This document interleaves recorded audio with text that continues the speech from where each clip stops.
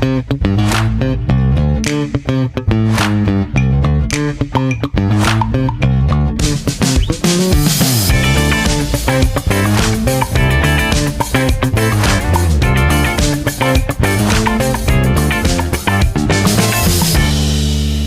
to the Duality Way Podcast, where we discuss all things health and wellness from a professional perspective with an understanding of the dualistic nature of life. Today's topic is consistency beats intensity, why small wins build big results. Because muscles. So I'd actually like to just quickly kick it off with the fact that, obviously in the fitness profession, as trainers, we 90% of the time are trying to curb people's idea of rushing to results. Because we know that transformations that are on the short term never last in the long term. And so I think that's the biggest testament that we can say towards why the topic makes sense.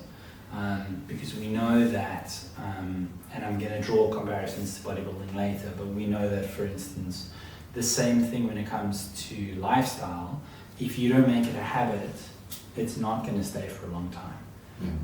People often try and fad diet or crash diet, as we know, and then it's very, very hard to do. And so you only do it until you reach the goal and you stop.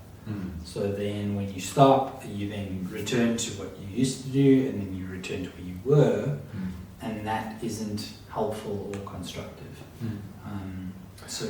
Yeah, I think this flows very well from our previous topic because, and I touched on this in the previous topic, but it relates to this as well. How when we treat things like a project, like a 30-day challenge or, things like that, there's no actual sustainable plan after that.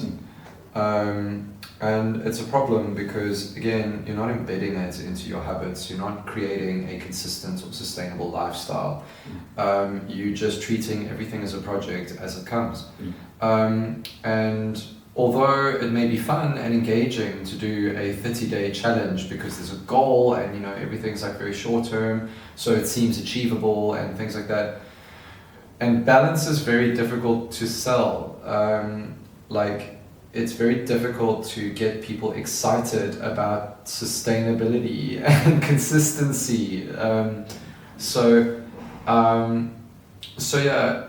Although it is difficult to sell, it is so important because when you start creating those little habits that become consistent throughout your life, be it in work or be it in fitness, you start getting those little small wins. You will never gain 3 kilograms of muscle overnight. It's not realistic. When you make consistent progress, you will always get those small wins and you gotta celebrate them. So in my opinion, it's important to set short-term goals that are, instead of this massive amount of weight loss or massive amount of muscle gain, you set a realistic goal and you make it slower paced so that it's consistent growth over time.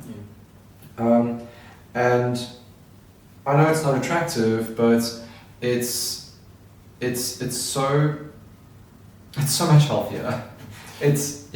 Well, I mean, even if we just compare it to the car's gearbox, right? We know we can't go from first gear to sixth. No. And so I find it very funny that oftentimes, and it relates to work as well, we often set these targets that are already in sixth gear, but you haven't built the foundation, or in the car's perspective, the rev line that's required to get there. So it's you've got to go through first gear to get moving, second gear to keep moving, third gear when you're reaching 40 to 60 kilometers an hour, fourth gear is when you start to kind of get onto the highway, and then you go fifth and sixth from there. And when you're in sixth gear, it's coasting.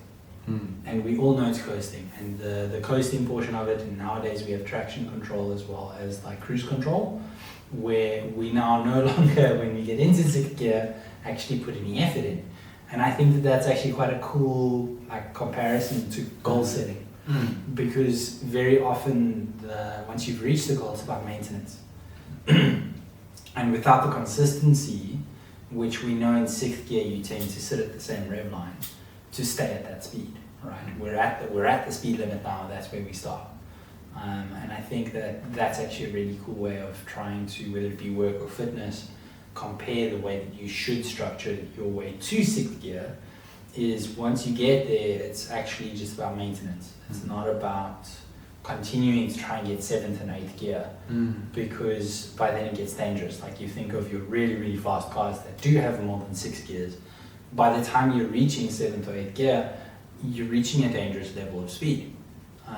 And it now becomes difficult to control, and those things fall out of the way. And so small wins like first and second gear are really important to building those habits that can get you into third and fourth gear. And then from third and fourth gear, you jump into the maintenance of fifth and sixth. Yeah. And hopefully you have a car that goes to 6 gears so you don't try and jump into reverse on the highway. But,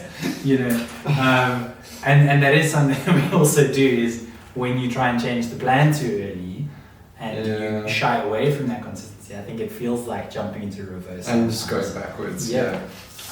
That's the analogy that I always try and draw for myself, is like, if I wouldn't do it in the car and motorcycle, why would I do it in life? Ramp it up slowly. And bring in that consistency. 100%. Yeah. And don't get me wrong, there are people who can jump from second to fourth gear because they get the revs really, really high, but it's not necessarily healthy for the car. And so that's something else I want to maybe mention, is that yes, it's possible, but it's not necessarily healthy. And I think that it's important to take, we always say this, trust the process. Allow the process to take its course, and allow yourself to go through the process, because what you see and learn along the way is so important. Trust the process, don't force the process. 100%.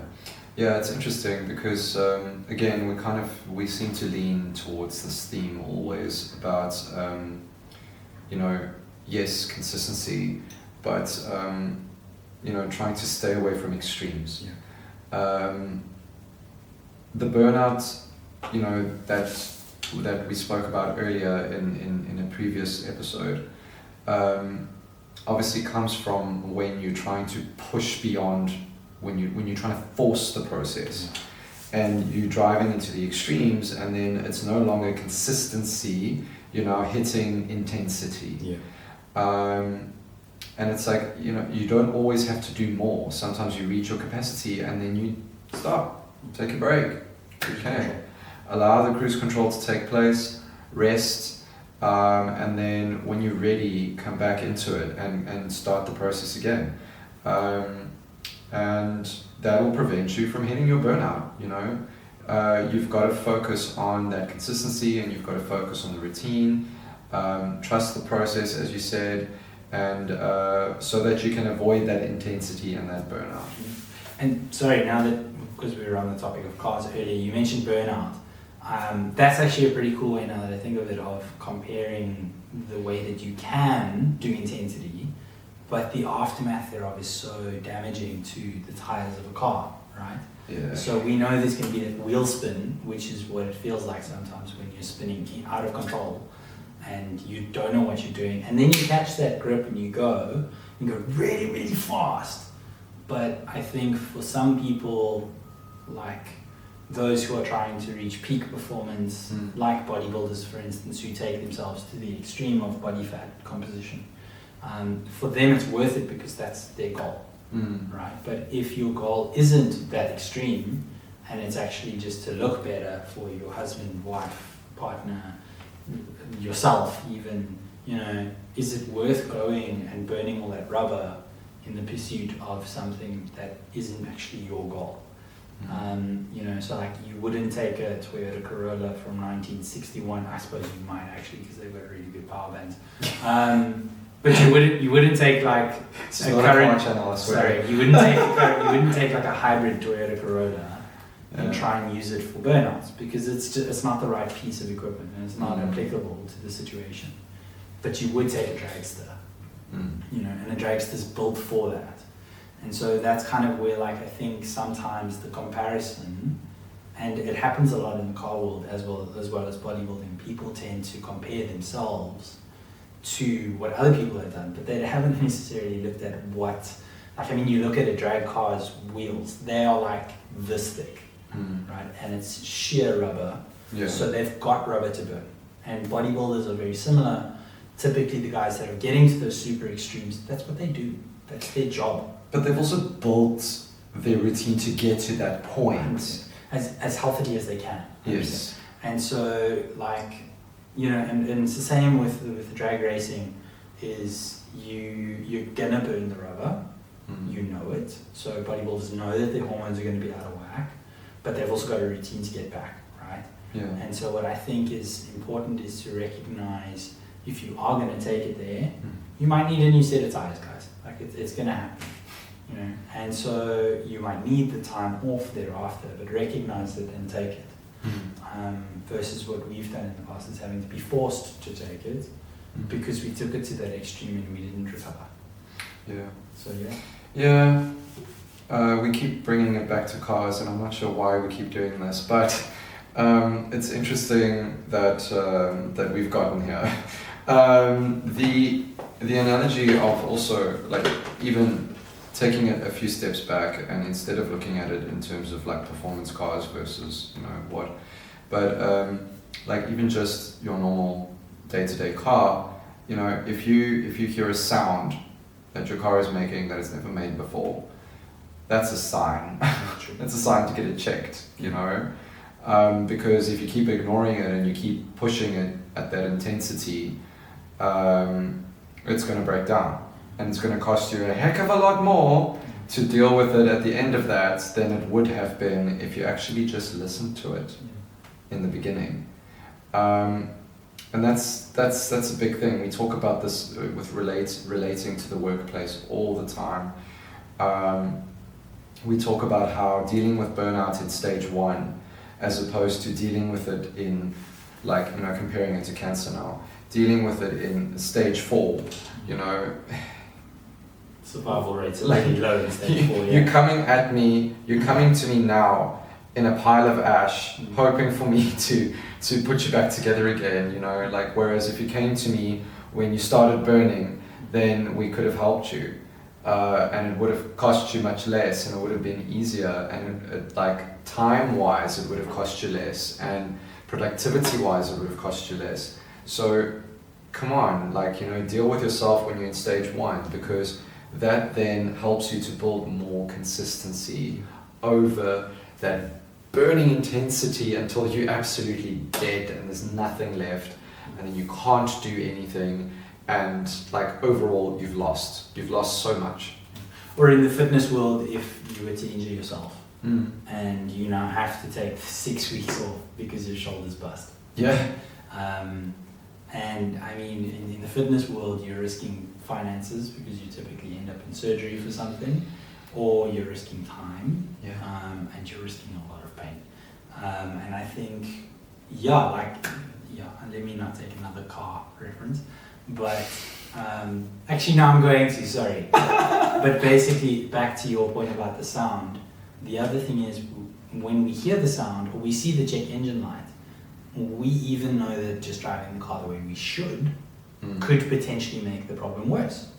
Yeah. But when it comes to personal burnout, whether it be fitness or work related, we don't think of it that way, because we still think, but I'll just keep myself where I normally sit, and I'll be okay. You're not dealing with the underlying problem. Not only that, but you're not going to the mechanic. Yeah. You're just not getting someone to look at you and say okay, this might be what's happening. Yeah. Because when we go to the mechanic and the mechanic goes, it's just the fan belt, don't stress, and they kind of fiddle with it, and all of a sudden the sound's gone. You know that this fan belt's not going to catch on something and break, for instance, and then that's going to then break something else, and that's going to break something else, and that's going to break something else, which is exactly how it works with normal burnout in both fitness and so by being consistent in taking the time to recover and prioritizing that recovery, the same way as it is with your car, prioritizing going to the mechanic and getting it looked at to make sure that you're regularly maintaining the car to ensure that you don't have any of those, and being proactive about it costs you less in the long run. And so being consistent about the maintenance is what I think we are trying to push in this talk, is that the maintenance itself is so important, because from proper maintenance you're able to grow. You know, like a properly maintained car will last you 10 plus years. And the same way, I don't know why we try and keep a car for longer than what we try and keep our bodies, you know. And so I feel like sometimes we try and push to these extremes of performance without the need to, and it's purely out of ego. And a thing of, I really want to do this in this time, and then we don't look after ourselves, we burn ourselves out, we risk ourselves, but we wouldn't do it with our car. You know, and that's a very interesting thing for me, and I think sometimes it might just be helpful to treat yourself like you do your car and just go get it looked at. So what I find also interesting is that like with the whole you know, listening to your body and taking care of the niggles like as they happen, I find a lot of times people don't actually put in the emphasis on their warm-ups and on their cool downs, and you know things like that when it comes to fitness.